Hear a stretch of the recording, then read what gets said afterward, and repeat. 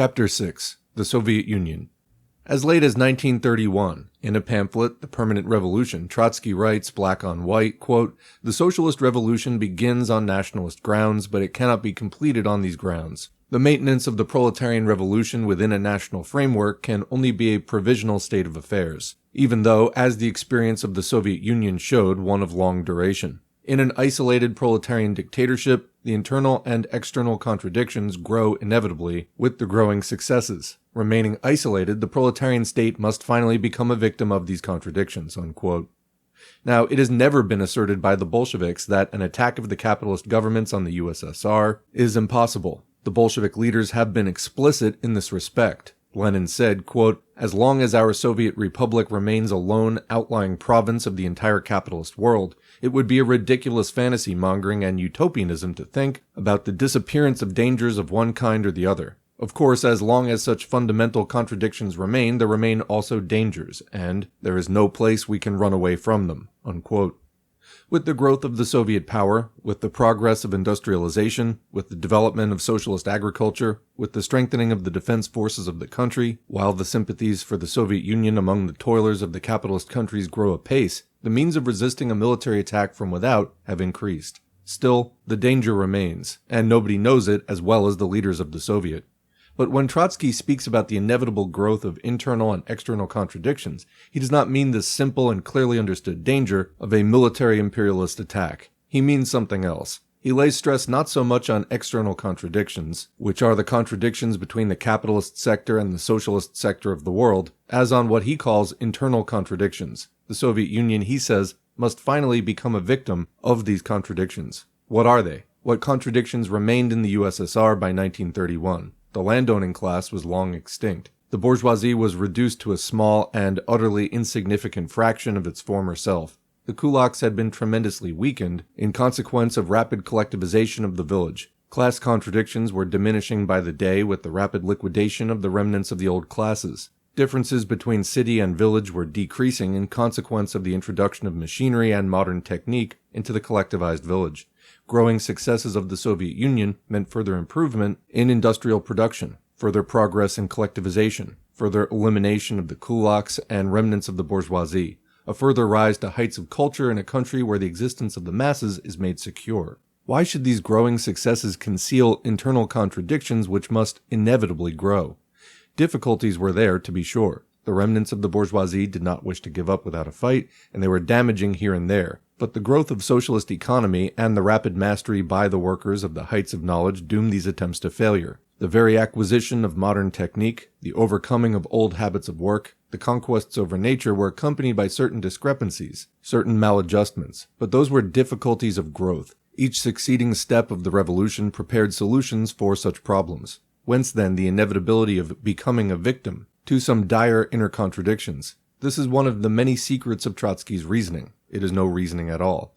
Wish is here, obviously, father to the thought, wish that the Soviet Union may not succeed in order that Trotsky's theory of the permanent revolution, i.e. of the inevitable clash between the proletariat and the peasantry, may prove correct. Perhaps Trotsky wants to say that it is impossible to build socialism in the Soviet Union because the country has not the necessary prerequisites. At the risk of being tedious, we wish to remind once more that the Soviet Union has accomplished miracles by way of upbuilding the economic and cultural life of the country. Even before the Civil War was ended, even while foreign armies of intervention were still on Soviet soil, the Bolsheviks began to plan the work of socialist construction. It seemed a superhuman task at first. The country had been ruined by 3 years of imperialist war. It had been choked by nearly 5 years of economic blockade. It had gone through famine. Industrial production in 1921 was 1/5 of that of 1913. Agriculture had been reduced to less than a half. The transportation system was in a deplorable state. But the Bolsheviks saw the great assets of the dictatorship of the proletariat, inexhaustible energy and creative abilities of the liberated masses of toilers, with the proletariat at their head and the Bolshevik party leading. Lenin, who knew better than anybody else the shortcomings of that great country, saw also the possibilities of building socialism. At a time when Trotsky was publishing his 1905 to prove that socialism in one country was impossible, at a time when he was working out his opposition platform against Leninism, in January 1923, Lenin wrote, quote, "Indeed, the power of the state over all large-scale means of production, the power of the state in the hands of the proletariat, the alliance of this proletariat with many millions of small and smallest peasants, the guarantee of the leadership on the part of the proletariat in relation to the peasantry, etc., is this not all that is necessary to build out of the cooperatives alone, which we have hitherto treated as shopkeepers' undertakings, and which we, to a degree, have a right to treat so under the NEP, New Economic Policy? Is this not all that is necessary to build a full socialist society? This is not yet the building of a socialist society, but this is all that is necessary and sufficient for building such a society." Unquote. Today, the foundation of socialist society has already been built. The Soviet Union is rapidly approaching a classless society. But behold Trotsky standing in the pose of a prophet and warning the world, quote, "The impending crisis of Soviet economy will inevitably, and within the rather near future, crumble the sugary legend of the possibility of building socialism in one country, and, we have no reason to doubt, will scatter many dead. The Soviet crisis will catch the European workers, and chiefly the communists, utterly unprepared. The contradictions of Soviet economy, the incompleteness and the precariousness of many of its conquests, the coarse errors of the leadership and the dangers that stand in the path of socialism, the nearest future will bring with it a new confirmation of our correctness." Unquote. That's from Trotsky's Soviet Economy in Danger. Having made up his mind that socialism in Russia simply cannot be realized, he develops a venomous hostility toward everything that happens in the USSR. He magnifies difficulties. He invents difficulties where there are none. He sees a crisis where there is only one of the many obstacles to be overcome. He sees a dwindling of forces where forces are increasing and gathering momentum. He denies successes. He interprets achievements as failures. He assumes the pose of an accuser pointing his finger at the Communist Party and at its Central Committee led by Stalin and says, "Here they are, the bureaucrats who are the ruin of the workers' revolution." Had a few of those in the comments also. In back of it all is his intellectuals' petty bourgeois disbelief in the revolution and fear before the obstacles confronting the dictatorship of the proletariat in the midst of a hostile world. What was it that upset him so terribly at the beginning of his oppositionist career? What was it that served as the basis for the unprincipled union of Trotsky with Zinoviev and Kamenev? It was the defeatist attitude toward the new economic policy of the USSR. In 1921, the Bolsheviks, against the unsound judgment of some left communists, abandoned the so-called military communism, or war communism, and introduced the new economic policy, or NEP. The war communism, which prevailed from 1918, was a means to fight the Civil War and to repel intervention. The government laid its hand on everything produced in the country, and it distributed everything according to a plan in order to be able to withstand the attack of the class enemy forces. During those years, production did not increase, it decreased. Transportation was not improved, it deteriorated. The major portion of what was produced in the factories and plants went for the front. The government collected foodstuffs and raw materials from the peasants and was supposed to give in return manufactured goods. These, however, were not forthcoming due to the collapse of the industrial system and the necessity to supply the front. As a result, the peasants were actually supporting the country in those crucial years, and the government, to use Lenin's expression, gave them promissory notes. It promised them a better fate in the future. When the war was finished, at least in its major aspects, when the Republic seemed to be secure, at least for a while, it became obvious that the continuation of military communism was an impossibility. It was necessary to strengthen the alliance with the middle peasants, which had become strained under the pressure of military communism. It was necessary to lay the foundations of socialist construction. In the first place, the country under the Soviets had to learn how to produce. The peasants had to be given the incentive to increase their crops, and this could be achieved only when they were allowed to sell their goods in the open market. This necessitated the legalization of the open market. In order to get out of the horrible economic stagnation, it was necessary to encourage even private industrial production. The new economic policy then features natural resources and large-scale industrial establishments in the hands of the dictatorship of the proletariat, the entire credit system in the hands of the dictatorship of the proletariat, the entire railroad and water transportation system in the hands of the dictatorship of the proletariat, foreign trade entirely in the hands of the dictatorship of the proletariat, city lands and buildings in the hands of the local Soviets, agricultural land in the hands of the regional and local Soviets, private manufacturing and private trading allowed under the supervision of the proletarian state in accordance with proletarian laws, and peasants allowed to sell the surplus of their produce in the open market after paying the tax. It was a retreat from the position of military communism, but it was necessary in order to make rapid headway. The dictatorship of the proletariat was as strong as ever. The strategic positions in the entire economic system were retained in the hands of the dictatorship of the proletariat. Private industry and private trading were only to serve as a stimulus to socialist industry and socialist commerce to improve in quantity and quality so as to be able to compete with private businessmen. With the Soviet giving protection to its own industries and commerce in preference to private industry and commerce, it was not difficult to predict that the former would ultimately triumph over the latter. Lenin, who had an abiding faith in the creative abilities of the toiling masses, introduced the new economic policy in order that the Soviet might be able to begin rapid economic progress towards socialism. Trotsky foresaw no such progress. Here were the peasants. Trotsky, as we know, never had great faith in the peasants as a revolutionary force. With the introduction of the new economic policy, there appeared again in the village the rich peasant, the kulak.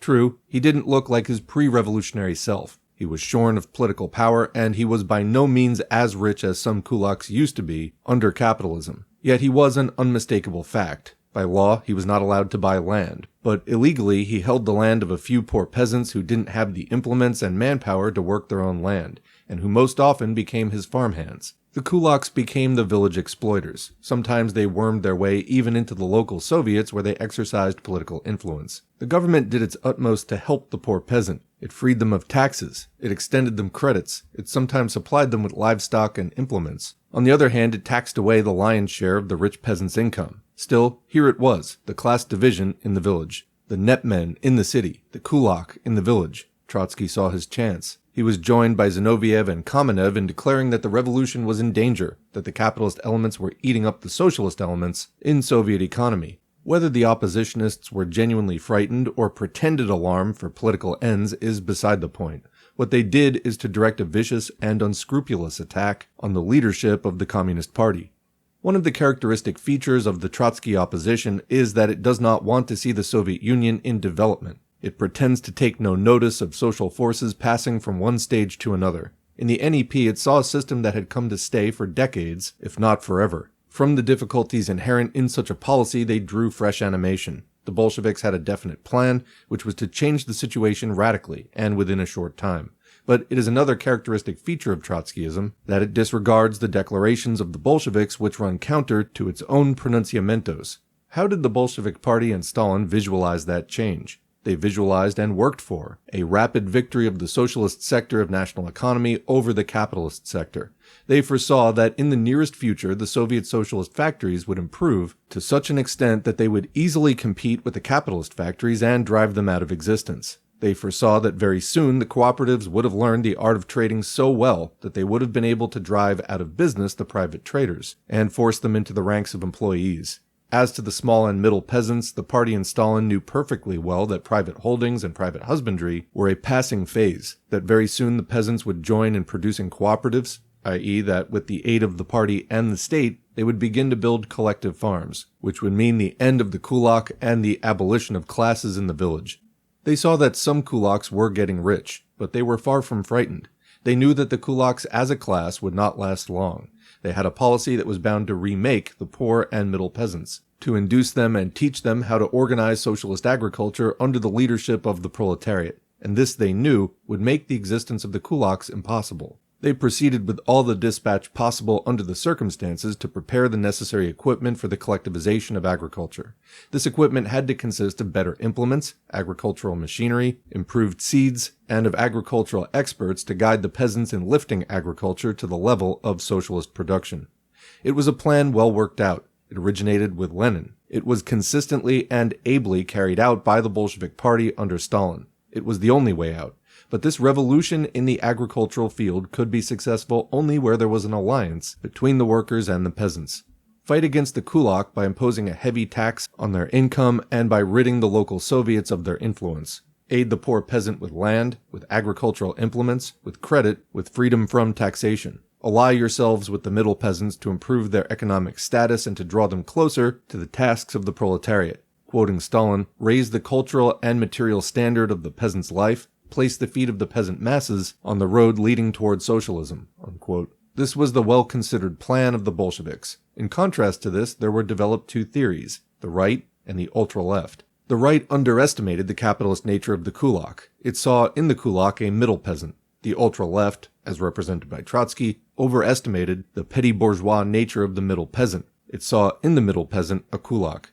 Trotsky suddenly discovered a peasantry consisting to a very large extent of kulaks, at least in his estimation. The Communist Party fought both tendencies because they knew where they were headed. Quote, "Our main task is to create intimate bonds between ourselves and the broad masses of the peasantry," said Stalin May 9, 1925 in a report to the party functionaries of Moscow, "to raise the cultural and material standard of the peasant's life, and to place the feet of the peasant masses on the road leading toward socialism. Our main task is to upbuild socialism shoulder to shoulder with the peasantry under the leadership of the working class. For only under such leadership can we guarantee that the economic organization of the country will be carried out along socialist paths." Unquote. Wherein would the socialist path consist in the village? Stalin answers to this, quote, "How can the peasantry be drawn into the general current of Soviet economic development? By means of the cooperatives. By means of cooperative credit, agricultural cooperatives, distributive cooperatives, and productive cooperatives. Such are the ways and means through which the peasantry will slowly but surely be drawn into the current of the general system of socialist construction." Unquote.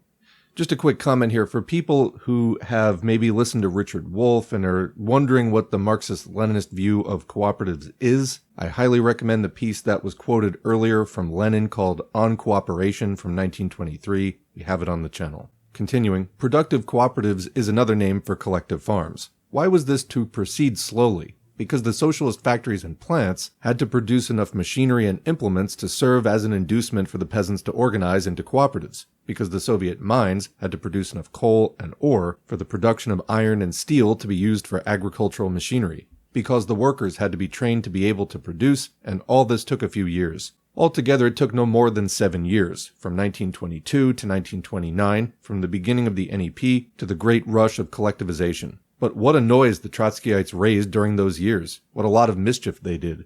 What monkey wrenches they were throwing into the machinery of Soviet economy. How they were undermining Communist Party unity, which was the first condition for the carrying out of the program of building socialist economy. For 3 years, between 1924 and 1927, while they were still members of the party, they kept on harping in 1,000 ways about the growth of the kulak and the growth of the netmen. And again, just to clarify, the netmen were the business people who were allowed to exist for a time under the NEP. Their practical proposals were dictated not by an understanding of Soviet economy, but by panic. They said, collectivize the peasants at once, if need be, use force, which, if attempted, would have aroused the peasants against the workers and played havoc with the revolution. They demanded a quickening of the tempo of industrialization by the investment of another 1 billion rubles in industry. This billion was to be raised by increasing commodity prices, a measure which would have increased rather than decreased difficulties, since higher commodity prices would have hit hard the poor and middle peasants, the chief consumers of industrial commodities, and would have lowered their standards of living, which would only have served to strengthen the position of the kulaks. The Trotsky opposition was doing its utmost to force a break between the proletariat and the middle peasants. They were still in the party, but they fought it as enemies bent not on criticism, but on destruction. No exaggeration to them was too wild, no insinuation too low, no distortion too mean. They circulated literature full of vile denunciations of everything the party did. They greeted the 10th anniversary of the October Revolution with the declaration that the Communist Party was a party of the bureaucrats, kulaks, and netmen. This propaganda was accompanied by the formation of an underground faction, which printed leaflets and distributed them clandestinely. The party had to call a halt. The opposition was expelled, but this did not stop the propaganda. We had to relate this phase of the opposition activities at some length, because it gives the key to the understanding of what follows. Any reasonable human being, upon seeing that their fears and apprehensions were not justified, would admit that they were mistaken. Not Trotsky. The rapid industrialization of the Soviet Union, the almost total disappearance of the netmen, the collectivization of agriculture, the elimination of the kulak as a class, one would think should have satisfied the Trotskyites if they meant what they shouted from the housetops. But Trotsky's opposition becomes more venomous the more ground slips from under his feet. It is the venom of those elements of the petty bourgeoisie who see the victory of socialism but do not wish to become workers, earning an honest living under conditions where the proletariat is in possession of power. Trotsky remains the damager throughout.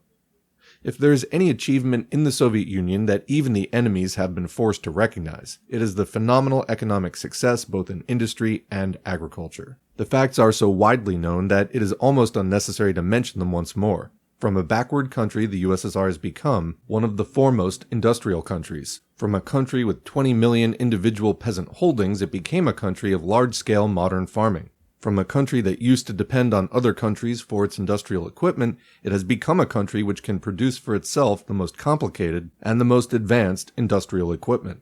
From a country that was overwhelmingly illiterate, it has become a country in which almost everybody, especially the younger generation, has received education. The Soviet plants are among the best in the world. The Soviet engineers and workers are mastering the most advanced techniques. Soviet industrial output has grown 400% in 5 years. Soviet agriculture has overcome the initial difficulties and has made marked headway towards supplying the country with an abundance of foodstuffs and raw materials. The Soviet factories are turning out tractors and trucks and other agricultural machinery by the hundreds of thousands. The successes of the Soviet Union, the improvement in the standards of living of the masses, the cultural life that is theirs, all this has aroused the admiration of millions of toilers the world over, and has in proportion increased the ire of the exploiters. Where is Trotsky? He is not with the toilers. He spits venom in accord with the exploiters. He gives them aid and comfort. Moreover, he initiates campaigns against the Soviet Union. He declares all these successes non-existent. What is wrong in his opinion? Simply this, that you cannot build socialism in one country. Why? Because, quote, the general growth of economy on the one hand and the sprouting up of new demands and new disproportions on the other invariably increase the need of linking up with the world economy. The program of independence, that is, of the self-sufficient character of Soviet economy, discloses more and more its reactionary and utopian character. Autarchy is the ideal of Hitler and not of Marx and Lenin, unquote. There is not a single sentence in this whole tirade, Soviet economy in danger, that has any meaning. The gentleman chooses to overlook the difference between capitalist and socialist economy. In the capitalist economy, contradictions are inherent and cannot be overcome. Growth of mass production accompanied by lower wages, to take one instance, creates that kind of disproportion which capitalism is powerless to solve. In Soviet economy, it is different. Those disproportions which Trotsky speaks of, such as the lagging behind in the production, say, of coal or rubber, are far from catastrophic. They create certain difficulties which are easily overcome. With the growth of Soviet economy, they tend to decrease rather than to increase. When there is an abundance of steel, it does not matter very much if one or the other plant is lagging. When the railroad system has been improved, it does not matter whether one or the other road is slightly deficient. When agriculture has been placed on a modern scientific basis, it does not even matter much whether climatic conditions are favorable. This year's crop was abundant in spite of a terrible drought. Disproportions and the accompanying difficulties, Mr. Trotsky, have a tendency to decrease rather than to increase in Soviet economy.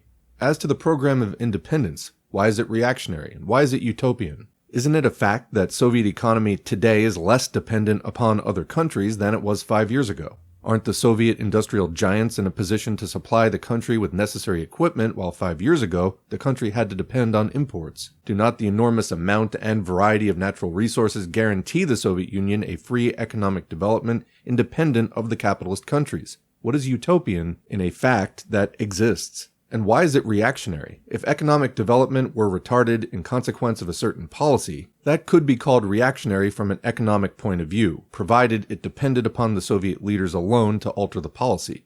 If, however, economic development was immensely accelerated in consequence of the Bolshevik policy, if it went beyond anything any capitalist country could dream of, even in times of its highest prosperity, where is the reaction? That the ideal of a socialist economy is not autarky but international exchange, and that only under an international Soviet system such an exchange will be put on a scientific basis, we need not learn exactly from Trotsky.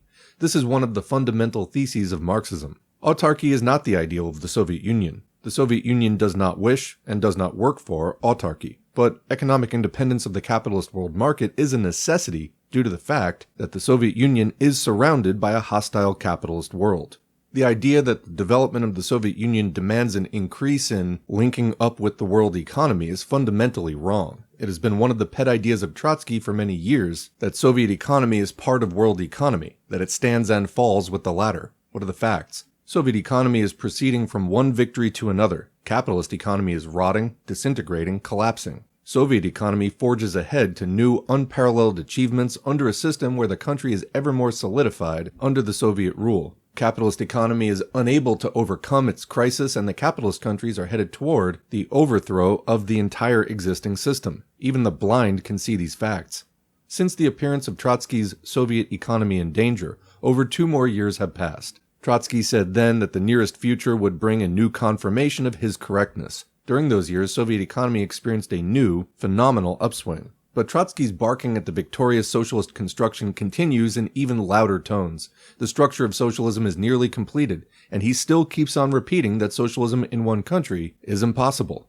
To the numberless contradictions that Trotsky discovers in the building of socialism in the Soviet Union, a brand new one was recently added: the contradiction between production and consumption. Even a Trotskyite can no longer deny the colossal economic growth of the Soviet Union. Even the bitterest enemy must, to their sorrow, admit that collectivization of agriculture is a fact. But facts do not deter the Trotskyites.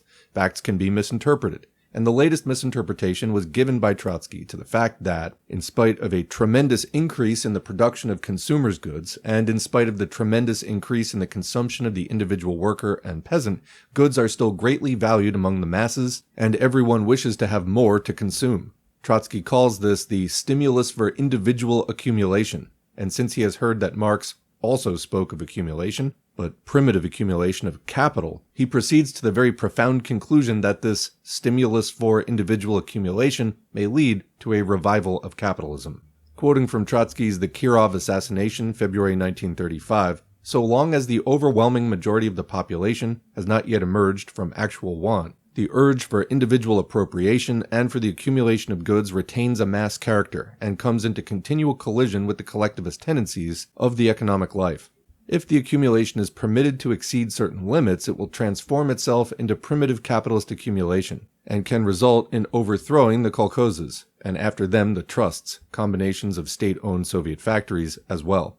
Abolition of classes, in a socialist sense, means the guaranteeing to all members of society such living conditions as will kill the stimulus for individual accumulation. We are still very far from that. The present transitional society is full of contradictions which, in the sphere of consumption, the most immediate and vital sphere for everyone, bear a character of extreme tension and always threaten to cause an explosion in the sphere of production. Potentially, as regards the possibilities and dangers latent in it, it is a class struggle, which is looming out from the fierce competition between the interests involved in the sphere of consumption on the basis of a still lagging and unharmonious economy." Unquote. Trotsky still cloaks himself as a champion of socialism, since socialism in the USSR has not yet brought about a situation where there is no stimulus for the acquisition of consumers' goods. He sees an opening for an attack. The fact that the masses of the Soviet Union are still goods hungry, which is an incentive for more and better production, is transformed by Trotsky into a new class struggle. The urge for acquisition he, by a sleight of hand, turns into an urge for accumulation. The collective peasant bent on receiving more meters of cotton cloth or woolens for himself and his family will, according to Trotsky, accumulate so much cloth or woolens that in the long run they will become a capitalist, and who knows, they may still open a textile factory on the basis of private ownership. The textile worker, who's anxious to receive more wheat flour and cabbage, may hoard these products, accumulate them, in the meantime refusing to consume, and, extreme tension in the sphere of consumption may still transform themselves into the owner of a grain elevator, competing with the state elevators and causing an explosion in the sphere of production. Or else the collective farmer, who has been so eagerly and impatiently waiting to receive from the city their radio set, will not use it themselves, but sell it to their neighbor, and with the money thus accumulated, go into business, and gradually develop the class struggle, and become a menace to the kolkhozes and the trusts. It is absurd, but there is a system to all the Trotskyite absurdities. Trotsky hopes that because consumers' goods are not yet available in the USSR in quantity sufficient to secure for everybody not only comforts but also luxuries, some peasants from the collective farms may still be deluded into putting their hopes in the kulaks, who are still to be found in collective farms, disguised as loyal members, and with the aid of the Trotskyites, cause a disruption of collective agriculture. Alas for Trotsky, the masses of the collective farms learned their lesson in 1932 when, due to inexperience, some of them yielded in the northern Caucasus and the Ukraine to the pressure of the kulaks. They now know that their hope lies in more and better collective production. The individual member of the collective may try to hoard part of their share of the common crop against a rainy day, so to speak, but this will not make a kulak of them. And with the growth of security and abundance in the village, even this practice will soon be abandoned. As to the city workers, they never accumulate. They hoard nothing. They gladly and eagerly spend all they earn because they're not afraid of losing their jobs and are expecting and achieving ever higher wages and a better standard of living. Just imagine that. There is no danger of a renewed class struggle in the sphere of consumption in the USSR. To be sure, there exists a contradiction in this sphere, that between the facts and Trotsky's wishes, between a former revolutionist and a present counter-revolutionary. He would like to see accumulation of capital where there is a desire to produce and consume, and where the masses know from their daily experience that the more they produce, the more will they consume. He knows that the masses have heard about the contradiction between mass production and a narrowing market in the capitalist countries, and he hastens to use similar expressions in regard to the USSR, hoping to delude the unwary into believing that the crisis of capitalism, poverty amidst plenty, and the relative goods shortage in the USSR, where the production apparatus had to be built up first and where increasing production is rapidly eliminating the shortage, are one and the same thing. Nowhere has Trotsky revealed himself more in his true colors as a counter-revolutionary falsifier as in these fabrications. What does he want? Has he any plan? Has he any program? Some time ago he advanced the very profound proposal that the Soviet Union slow up the tempo of industrialization and collectivization. That was all in the name of so-called left communism, quote, real communism. It was so much like Trotsky, revolutionary phrases and reactionary proposals. Now that the Soviet Union has been put on a granite foundation, when the workers and peasants are being supplied with ever greater masses of consumers' goods, when their knowledge and experience have increased 1,000-fold, when they can, with ease and comfort, increase the output of factory and field, what can he propose? Has he a program for today? In vain will you seek for an answer among the multitudinous writing of Trotsky and his henchmen. In reality, they are not out to propose a program. They intend to confuse the workers in the capitalist countries who are not sufficiently familiar with socialist construction in the USSR. They aim at discouraging the workers of the capitalist countries, including the workers of the USA, from choosing the Bolshevik way out of the crisis. They strive to sow pessimism regarding the greatest achievement of the world proletariat, the only great and lasting victory of the socialist revolution in the present era. They're intent on preparing the masses ideologically for war against the Soviet Union. They serve the capitalist ends perfectly. From the Trotskyite peculiar version of permanent revolution to the theory of the impossibility of building socialism in one country, from the theory of the impossibility of building socialism in one country to counter-revolutionary attacks upon everything that's being done in the Soviet Union, from verbal attacks upon the strongholds of communism to practical aid and comfort to the class enemy. Is there any wonder that the extreme logical followers of Trotsky and Zinoviev resort to the revolver?